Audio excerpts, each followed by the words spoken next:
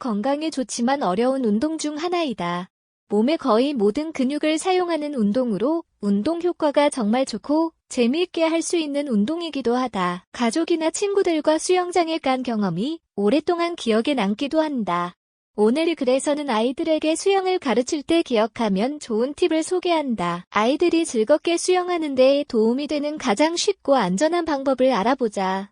게임, 훈육, 주의점 등을 통해 아이들은 이 운동을 더 즐길 수 있게 될 것이다. 두려움 없이 수영을 할 수 있도록 가르치기. 아이들에게 수영을 가르칠 때 가장 먼저 마주하는 것이 아마 두려움일 것이다.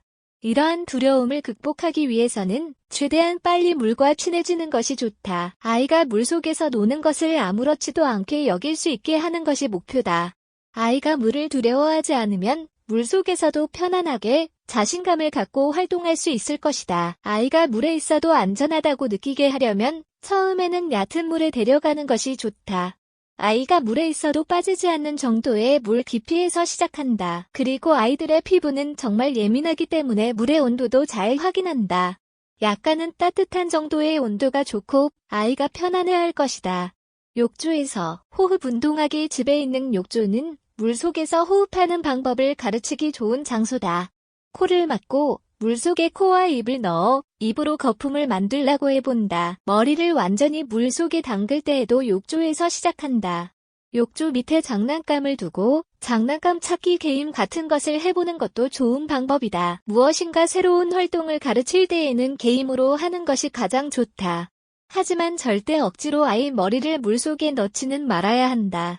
시간을 두고 자연스럽고 점진적으로 가르쳐야 한다. 겁이 없는 아이도 있지만 물을 무서워하는 아이도 있다는 점을 기억하자.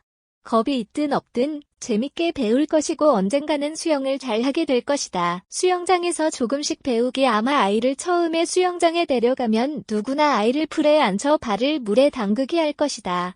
이렇게 하면 아이는 물의 온도에 익숙해지고 발을 조금씩 첨벙대기 시작할 것이다.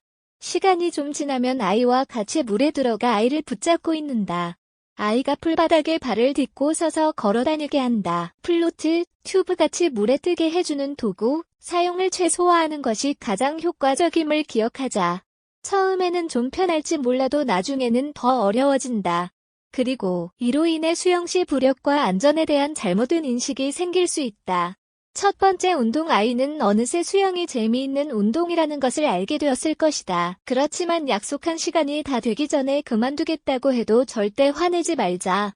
처음에는 아이 나이와 능력에 맞게 그냥 게임처럼 운동할 수 있도록 하는 것이 가장 좋다. 부모들 사이에서 두 명의 어른이 가까이 서서 아이를 잡고 있는다. 그리고 조금씩 멀어진다. 그러면 아이가 본능적으로 수영을 하기 시작할 것이다. 장난감 찾기. 물속에서 아이를 잡고 있는다. 아이가 장난감을 찾게끔 한다. 처음에는 장난감을 가까이 두고 점점 멀리 둔다. 비행기처럼 아이가 어른 뒤에 엎여 목을 잡고 있게 한다. 이때 부모는 팔을 쭉 뻗어 비행기처럼 만들고 물속에서 나르는 비행기 흉내를 낸다. 이 글에서 소개한 팁을 참고하면 아이가 신나게 수영을 배울 수 있을 것이다.